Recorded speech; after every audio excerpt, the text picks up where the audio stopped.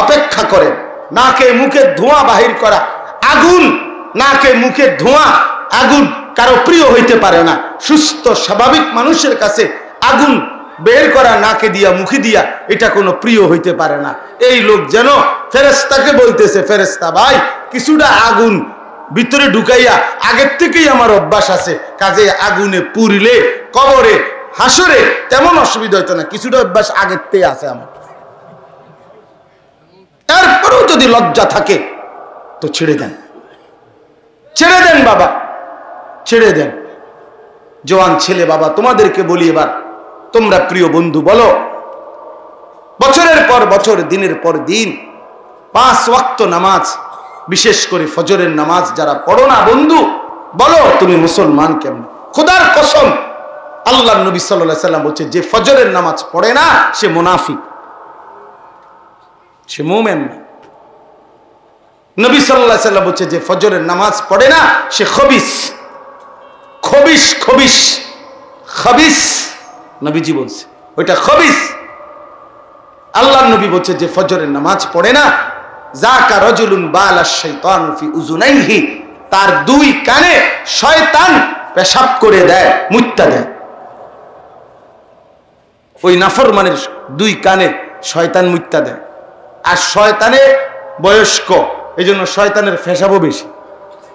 এই তো কোনো 6 মাসের বাচ্চা না যে অল্প গুদ্দুর পেশাব করে। হ্যাঁ, এই জন্য শয়তানের পেশাবও বেশি। তার মানে শয়তান যখন কোনো অপদার্থের কান্দে পেশাব করে তো তোর সুরা শরীর পেশাব দিয়ে ভরায় দেয়, না পাক কোথাকার। এজন্য ফজরের নামাজ যে পড়ে না, ঘুম থেকে জাগে, ওই অপদার্থ না পাক, কারণ তোর কানে তো শয়তান মুছছে, তো তো পেশাব কারো গায়ে লাগলে না পাক না, কথা কয় না, তো দেহ না পাক না, খবিস। এটা আল্লাহ রাসূল সাল্লাল্লাহু আলাইহি ওয়াসাল্লাম বলছে, যে ফজরের নামাজ পড়ে না সে কাসলান, সে অলস, অপদার্থ। নবীজি বলছে, যে ফজরের নামাজ পড়ে না সে ঘুম থেকে জাগে, যখন বের হয় তখন শয়তানের পতাকা নিয়ে বের হয়। নাউযুবিল্লাহ, নাউযুবিল্লাহ। কোরআনুল কারীমে আল্লাহ তাআলা ফজরের কসম করছে, ওয়াল ফজর ওয়া লায়ালিন আশর। আল্লাহ বলছে, বান্দা আমি কসম করছি ফজরের নামাজের, ফজরের ওয়াক্ত। ইন্না কুরআনাল ফজরি কানা মাশহুদা। আল্লাহ বলছে, নিশ্চয়ই ফজর, এটা আমার কোটি কোটি ফেরেশতা সারা রাত আল্লাহর জমিনে, ফেরেশতারা আল্লাহর জমিনে ডিউটি করে, এবং দিনের বেলা নতুন গ্রুপ সন্ধ্যা পর্যন্ত ডিউটি করে। এই উভয় দল ফেরেশতা ফজরের নামাজে ইমানদারদের সাথে একসাথে ফজরের নামাজে ফজর আদায় করে। এই জন্য ফজরের নামাজে কোটি কোটি ফেরেশতারাও থাকে, আল্লাহর নেক ইমানদার বান্দারাও থাকে। এই জন্য যে কয়টা মানুষ ফজরের নামাজ আল্লাহর ঘর মসজিদে আইসা পড়ে, তো কোটি কোটি ফেরেশতা তাদেরকে আগলাইয়া রাখে, আদর করে, সোহাগ করে, মায়া করে, যে তোমরা আমার মালিকের খাঁটি বান্দা, তোমাদের উপরে আল্লাহর রহমত বর্ষিত হোক, আর যে নাফরমানগুলো শুয়ে আছে তাদের উপরে খোদার গজব পড়ুক, আল্লাহর লানত পড়ুক, লানত। যে সেজদা দেয় না তার উপরে লানত। এটা কোরআন শরীফের আয়াত। ইবলিস সেজদা দেয় নাই, আল্লাহ তাআলা সাথে সাথে বলছে, ওয়া ইন্না আলাইকাল লানাতা ইলা ইয়াউমিদ্দিন। ইবলিস তুই সেজদা দিলি না, আজকের থেকে নিয়ে কিয়ামত পর্যন্ত তোর উপরে আল্লাহর লানত। এজন্য বেনামাজি মনে রাখো, এই ছেলেরা, বাপ তোমরা মনে রেখো, বাপ তোমরা যারা নামাজ পড়ো না, তোর উপরে আল্লাহর লানত, আল্লাহর লানত, আল্লাহর লানত, আল্লাহর লানত, তোর উপরে খোদার লানত। আর আল্লাহর অভিশাপ নিয়ে, খোদার লানত নিয়ে সুখ হয় না, সুখ হয়। বাত্তরকারীর নাম সুখ না, সুখ বাত্তরকারীতে না, সুখ সোফা খাটে না, সুখ তৃপ্তি আনন্দ কলিজার ভিতরে, কলিজা, আর ওই তৃপ্তি আনন্দ দিলের ভিতরে, সেটা মহান আল্লাহ পাক দেয়। এই জন্য বাজারে খাট পাওয়া যায়, ঘুম পাওয়া যায় না, বাজারে আসবাব পাওয়া যায়, দিলের শান্তি পাওয়া যায় না, দিলের সুকুন আল্লাহ তাআলা দান করে, আল্লাহ তাআলা দান করে। এই জন্য গুনাহের মধ্যে সুখ নাই বাপ, গুনাহ কাউকে সুখ দেন, আমাকেও না, তোমাকেও না, জওয়ান তোমাকেও না, বৃদ্ধ বাবা আপনাকেও না। গুনাহ কাউকে সুখ দেন, কোন সুদখোর সুখে নাই। কোন এর চাইতে বড় লানত তার আর কি? মানুষে তারে সুদখোর কয়। আর কিতা আমনে আর কিতা দরকার? মানুষে উঠতে আইতে যাইতে কইতে হারাম কর, তো সুদখোর বাটপার বলে কি না? বলেন না কেন? তো তোমার জীবনের আর কি রইল? তুমি বিল্ডিং করলে কি আর টাইলস লাগাইলে কি? মানুষে কয় সুদখোর, মানুষে কয় 2 নম্বরই টাকা। তাহলে জীবনের আর রইল কি? চরিত্রহীনের জীবনে রইল কি? যেই ছেলেরা তোমরা নামাজ পড়ো না, সারা দিন রাত মোবাইল দেখো, নারী, ছবি, অশ্লীল দৃশ্য, প্রিয় বাপ, প্রিয় সন্তান, বাবা বলো তোমার এই সমাজের মানুষ কি মনে করে? তুমি তোমার আল্লাহকে, তোমার বিবেককে প্রশ্ন করো। তুমি আল্লাহর দিকে চেয়ে বলো তোমারে মানুষ কি মনে করে? তুমি বুঝো না? আল্লাহ তাআলা আমাদেরকে বুঝ দান করেন, আল্লাহ তাআলা আমাদেরকে বুঝ দান করেন। আমার বাপ, আমরা এটা বুঝা উচিত। আজ আমরা মনে করছি আবারও সেই কথা যে আল্লাহ তাআলা বলছেন, লাকাদ মান্নাল্লাহু আলাল মুমিনিন, মুমিন তোরে আমি ভাত মাছ চাল ডাল, আসমান জমিন চন্দ্র সূর্য আলো বাতাস, রোদ বৃষ্টি, স্ত্রী সন্তান, ক্ষেত ফুল ফসল দিলাম, এগুলো কিচ্ছু না রে বান্দা। মুমিন এগুলো আমি সবাইরে দিছি, কাফেররাও দিছি, মুশরিকরাও দিছি, নাস্তিকরাও দিছি। যে আল্লাহকে মানে না, টোটালি আল্লাহ বলতে কিছু, আল্লাহ তারেও খাওয়ায়, পড়ায়, ঘুম পাড়ায়, ঠিক কিনা বলে? তারও বাচ্চা কাচ্চা হয়, তেও বিয়ে শাদী করে। একটা জানোয়ারেরও এই চাহিদাগুলো পূরণ হয়। কুকুর বিড়ালও তো খায়, ঘুমায়, পেশাব পায়খানা করে, কুকুরও তো যৌন চাহিদা পূরণ করে, এজন্য কুকুরেরও তো বাচ্চা হয়, হয় না চাচা? তো তাইলে এগুলো তো ফালতু বিষয়। আল্লাহ তাআলা বলেন, এজন্য বান্দা এই যে দুনিয়া যা পাইলা, এটা তুমি আলাদা কিছু পাও নাই, এটা তো সবাইকে দিছি। অনুগত, অবাধ্য, ইমানদার, কাফের, বেঈমান, আমি আল্লাহকে মানেই না, জীবনে কোনোদিন সেজদা দেয় নাই, ওরও তো আমি দুনিয়া দিছি। জন্তু জানোয়ারকেও তো আমি দুনিয়া দিছি। দুনিয়া তো জানোয়ার তোমাদের চাইতে বেশি ভোগ করে। একটা হাতি, প্রাণীবিদ্যা গবেষকদের কথা হলো, একটা হাতি একদিনে 250 কেজি খাবার খায়, 90 লিটার পানি পান করে। একটা তিমি একবারে 200 জন সামর্থ্যবান পুরুষের সমপরিমাণ খাবার খায়। একটা বাঘ, এইগুলো এই জঙ্গলের কোটি কোটি প্রাণী, এরা কোনোদিন এক বেলা গোশত ছাড়া অন্য কিছু খায়? আপনি কোন দেখি বাঘের সিংহেরে যে আজকে একটা বেলা ফাঙ্গাস দিয়ে খাও, বলেন না? খাবে সে কোনোদিন? বলেন। তাহলে সে কি দুনিয়া বেশি ভোগ করে না? কথা বলেন। আপনি আমি কি ভোগ করছেন? আহামরি কি খাইলেন মিয়া? আজকে শাক, কালকা ভর্তা, সামান্য একটু দুনিয়া ভোগ করে এত বড় অনন্তকালের আখিরাত ছেড়ে দিলেন। কাল্লা বাল তুহিব্বুনাল আজিলা ওয়া তাদারুনাল আখিরাহ। আল্লাহ বলে, বান্দা কামটা করলা কি? নগদ দুনিয়াকেই ভালোবাসলা, অনন্তকালের আখিরাতকেই ছেড়ে দিলা। আল্লাহ বলেন, ওমা হাযিহিল হায়াতুদ দুনিয়া ইল্লা লাহবুন ওয়া লাইব। বান্দা শোনো, বিশ্বাস করো বান্দা, দুনিয়ার জীবন আর কিছুই নয়, শুধুই তামাশা, শুধুই খেলাধুলা। ওয়া ইন্নাদ দারাল আখিরাতা লাহিয়াল হায়াওয়ান। আল্লাহ বলে, বান্দা বিশ্বাস করো, আখিরাতই হচ্ছে মূলত জীবন। জীবনের সার্থকতা পাবে আখিরাত, বেঁচে থাকার সার্থকতা মিলবে আখিরাত। দুনিয়া যদিও কিছুক্ষণের জন্য বেঁচে আছো, কিন্তু প্রতি সেকেন্ড মৃত্যু তোমার ঘাড়ের কাছে। অ্যাক্সিডেন্ট, বিপদ, দুর্ঘটনা, অসুস্থতা, রোগ ব্যাধি, এটাকে 24 ঘন্টার সাথে নিয়েই তুমি চলছো। এখানে আর বাঁচার মজাটা কি? এখানে বেঁচে থাকার সার্থকতা কি? কিন্তু আল্লাহ বলেন, বান্দা যখন আখিরাতে পৌঁছবা, একবারই কেবল জীবিত হবা, আর কোনোদিন মৃত্যু হবে না।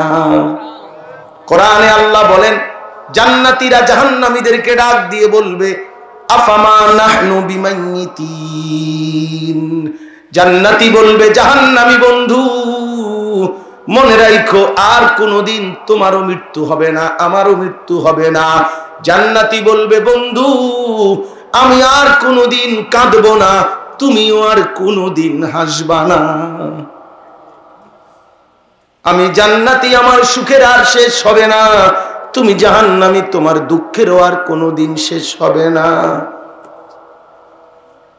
কোরআনুল কারীমের মধ্যে আছে, জাহান্নামী চিৎকার দিয়ে আল্লাহকে বলবে, আল্লাহ এমন এমন আগুনে পুরাইবার চাইতে মাওলা আমারে আপনি মৃত্যু দিয়ে দেন। আল্লাহ বলবেন, লা ইউকদা আলাইহিম ফায়ামুতু, না নাফরমান, জাহান্নামে আর কোনোদিন মৃত্যুর কোনো ফয়সালা নাই। লক্ষ কোটি কোটি বছর আগুনে পুড়লে বান্দা মৃত্যু আর কোনোদিন হবে না। এবারে জাহান্নামী বলবে, রব্বুল আলামিন তাহলে আপনি আমার শাস্তিটা একটু হালকা করে দেন, আমি একটু বিশ্রাম চাই। 1 মাসে 1 দিন, 24 ঘন্টায় নয়তো 10টা মিনিট আমারে বিরাম দেন। এতটা আগুনে মাওলা আমি আর পারছি না মাওলা, জাহান্নামের এই আগুন আমারে ছাই করে ফেলছে মাওলা। তালফাহু ওয়ুজুহাহুমুন নারু ওয়া হুম ফিহা কালিহুন। আল্লাহ বলেন, জাহান্নামের আগুন জাহান্নামীর চেহারাটাকে কালো বিভৎস বানিয়ে ফেলবে একদম। এজন্য জাহান্নামী বলবে, আল্লাহ একটু বিরতি দেন, মৃত্যু যেহেতু দিবেন না তো একটু সুযোগ দেন, একটু ছাড় দেন। আল্লাহ পাক কোরআনে বলেন, ওয়ালা ইউখাফফাফু মিন আযাবিহা, না নাফরমান আর কোনদিন 1 সেকেন্ডের বিরতিও মিলবে না। কি মনে করছো বন্ধু? কেন নামাজ পড়ো না বাপ? কেন গোলামি করো না বন্ধু? আল্লাহকে ছেড়ে দিলা কেমনে বাপ? এমন দয়ার মালিককে কেমনে বাদ দিলা? গোটা আসমান ও জমিন কায়নাত দিয়ে যিনি লালন করে পালন করে তারে কেমনে বাদ দিলা বন্ধু? দুনিয়ার তারে তারে অমুককে তমুককে তো বাদ দেওয়া যায়, আল্লাহকে বাদ দেয় কেমনে বান্দা? নামাজ না পড়ে থাকে কেমনে বান্দা? সেজদা না দিয়ে কেমনে থাকে বান্দা? আল্লাহর হুকুম না মেনে কেমনে চলে বান্দা? আল্লাহ আমাদেরকে বুঝ দান করেন। তো জাহান্নামী বিরতিও পাবে না। 3 নম্বরে জাহান্নামী বলবে, রব্বানা আখরিজনা, আল্লাহ তাইলে আমারে দুনিয়ায় একটু ফেরত যেতে দেন, আমি আবার যাইলে নেক আমল করবো, না আমাল সালিহান গায়রাল্লাযী কুননা না'মাল। আল্লাহ বলবে, না না ফরমান, আমি দুনিয়ার মধ্যে হায়াত দিয়েই তোমারে আনছি। আওয়ালাম নুআম্মিরকুম, তোমারে আমি সময় দিয়েছি। দুপুর 1টা বাজে জোহরের আজান হইছে, বিকাল 4টা বাজে আসরের আজান হইছে। আরে বেঈমান, 3 ঘন্টা সময় দিছিলাম জোহরের নামাজ পড়ার জন্য। 12 রাকাত নামাজ পড়তে 3 ঘন্টা লাগে না বেঈমান? কেন পড়লি না? আমি তো সময় দিছিলাম। 5টা 20-এ 5টা 30-এ ফজরের আজান হইছে, 6টা 40-এ সূর্য উঠছে। 1 ঘন্টার উপরে ফজরের ওয়াক্ত তো ধরে রাখছিলাম 4 রাকাত নামাজের জন্য। 4 রাকাত নামাজ পড়তে তো 1 ঘন্টা লাগে না, সোয়া ঘন্টা লাগে না বান্দা। আমি তো সোয়া 1 ঘন্টা ফজরের ওয়াক্ত, 1 ঘন্টার বেশি ফজরের ওয়াক্ত আমি মাওলা তো ধরে রাখছিলাম। তুই কেন সেজদা দিলি না? আমি কি সময় দেই নাই? কথা বলেন না কেন? সময় দেয় নাই? এই বেনামাজিরা দাঁড়াও, তোমরা বলো বাবা কেন নামাজ পড়েন না? একটা অটো চালাইতে চালাইতে, হায় হায় রে দুর্ভাগ্য মুসলমান, একটা অটো চালাইয়া সারা দিনে নয়তো কত রোজগার হয়, দিন শেষে সব যাইয়া থুইয়া 400-500 টাকার বেশি টিকে না। একটা সিএনজি চালাইলে সারা দিনে যাইয়া থুইয়া সব কিছু খরচপাতি শেষে 500-600 টাকাও তো বাঁচে না, 1000 খানিক টাকাও বাঁচে না। একটা চা দোকানদার ডেইলি 50,000 টাকা কামাই করে। কথা বলেন না কেন? তো কয় টাকা 500, 700, 1000, 1200 টাকা হবে বেশিতে বেশি। তাহলে এই সামান্য কয়টা টাকার জন্য মহান আল্লাহ পাককে ছেড়ে দিলা বাপ? 1 ওয়াক্ত নামাজ পড়ার টাইম নেই। এতবার আজান হইল, একটাবারও সেজদা দিতে মন চায় না। আরে কি সত্য ডাকায়! এজন্য বেনামাজির কলিজা বলতে কিচ্ছু নাই, এটা পুরোটা পাথর ছাড়া আর কিচ্ছু নাই। এটা তার ভিতরে যেটা, এটা আর লাগবে না, কলিজা না, এটা পাথর। এটা মূলত কি? পাথর, পাথর, পাথর। এটা হাইওয়ান, এটা চতুষ্পদ জন্তু। এজন্য এটা দেখা উচিত। জানোয়ার সেজদা দেয় না, ইনসান ধরলে তো সেজদা দিতই সে। আল্লাহ তো মানুষকে বানাইছেনি সেজদার জন্য। এই জন্য বাপ আল্লাহ পাক এটা বারবার বলছে, বান্দা বিশ্বাস করো আমি দুনিয়া তামামটা তোমাদেরকে দিছি, এটা কিচ্ছু না। আমি যে রসুলকে দিলাম, আমার এক বন্ধুকে দিলাম, 23টা বছরে তিনি তোমাদেরকে একেবারে দাড়ি কমা, একেবারে মাথার চুল থেকে পায়ের নখ, ঘর থেকে রাজপথ, জীবনের প্রতিটা মিনিট সেকেন্ড, উঠা বসা নড়া চড়া, হাসি কান্না আচরণ উচ্চারণ, পেশাব পায়খানা অজু গোসল, দিন রাত সকাল বিকাল নিঃশ্বাস, ঘর সংসার দেশ রাষ্ট্র রাজনীতি তাম বিষয়ে আমি 23 বছরে আমার রসুলের মাধ্যমে তোমাদের জন্য জান্নাতের জন্য আখিরাতের উপকারী হবে এরকম সব কিছু বলে দিছি, বুঝায় দিছি। একটা একটা কথা, একটা একটা আমল আমার রসুলের মাধ্যমে ধরায় দিছি। এটাই হলো তোমাদের জীবনের সবচেয়ে বড় সফলতা। আমি যেন তোমাদেরকে একেবারে সুন্দর করে জান্নাতের জন্য সাজিয়ে দেওয়ার জন্যই আমার রসুলকে দিলাম। অতএব একে কদর করো, নবীকে কদর করো। তুমি মুমিন, তুমি মুসলমান, তুমি কাফেরের দিকে তাকাইও না। প্রিয় ছেলেরা আমার, তুমি ওই বেঈমানের চুলের দিকে তাকাইও না। বেঈমানের কোনো মডেল হয় না, বেঈমান কারো আদর্শ হইতে পারে না। তুমি কাফেরের মতো সাইজো না, বেঈমানের মতো সাইজো না। আল্লাহ আমাদেরকে বুঝ দান করেন, আল্লাহ আমাদেরকে ঈমান দান করেন, আল্লাহ আমাদেরকে ফিকির দান করেন। আমরা শ্রেষ্ঠতম রাসূল পেয়েছি, নবী সাল্লাল্লাহু আলাইহি সাল্লামের মতো এত বড় দৌলত আল্লাহ আমাদেরকে দান করছেন। আমরা যদি কদর না করি, এর চাইতে বড় আফসোস আর কিছু হইতে পারে না। আর চাইতে আফসোস কি হইতে পারে না, এর চাইতে বড় আফসোস সেই নবী সাল্লাল্লাহু আলাইহি সাল্লাম যাকে আল্লাহ তাআলা আমাদেরকে দান করছেন। 40 বছর বয়সে নবী সাল্লাল্লাহু আলাইহি সাল্লাম যখন কালেমার দাওয়াত দিচ্ছিলেন একটানা, এই সংক্ষেপে শুধু আমার কথাটা শুনেন তাইলেই শেষ কথা।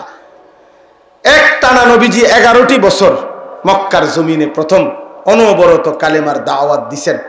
প্রতিনিয়ত মক্কার কাফেররা আল্লাহ নবী সাল্লাল্লাহু আলাইহি সাল্লামের বিরুদ্ধে জুলুম অত্যাচার নির্যাতন বিরোধিতা করে গেছে।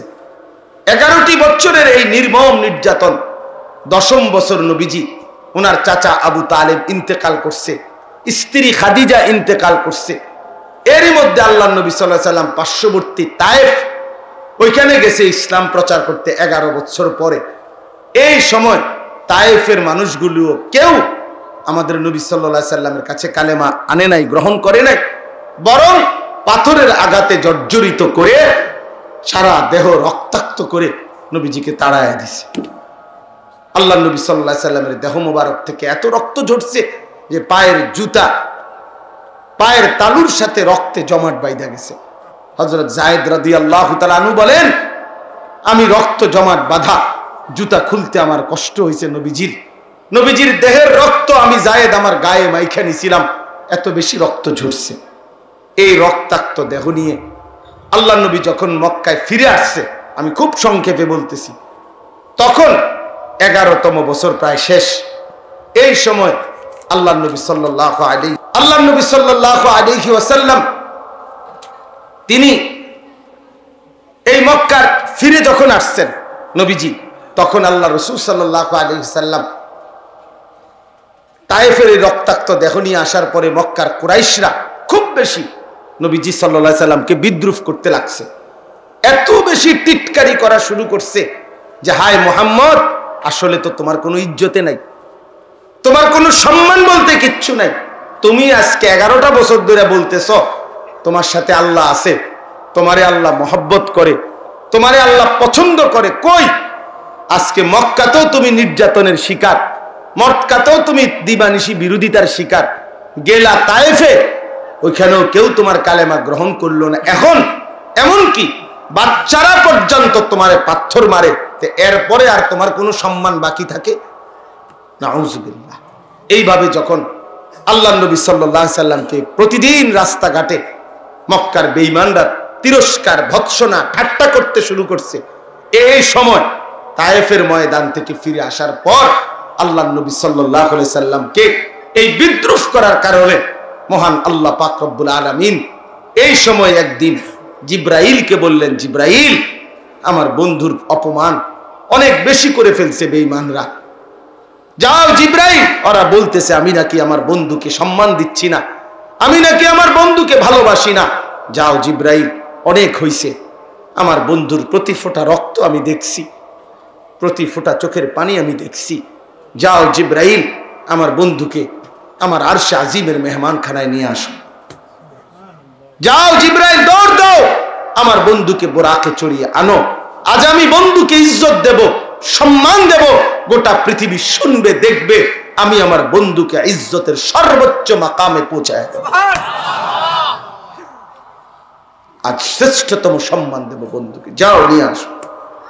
তো হযরত জিবরাইল আলাইহিস সালাম বোরাকে চড়িয়ে মসজিদে হারাম মক্কা থেকে মসজিদে আকসা, এই ফিলিস্তিন যেখানে যুদ্ধ হচ্ছে, ইসরায়েলের ইহুদি কুত্তারা যেখানে হামলা করে অজস্র অগণিত মুসলমানের তাজা রক্তে জমিন ভাসায় ফেলছে, সেই পবিত্র মসজিদ মসজিদে আকসা সেখানে নিয়ে গেছে। সেখান থেকে 7 আসমানের ঊর্ধ্বে আল্লাহ পাকের আরশে আজিমে মহান আল্লাহ পাকের কাছে নবী সাল্লাল্লাহু আলাইহি ওয়াসাল্লাম পৌঁছে গেছে।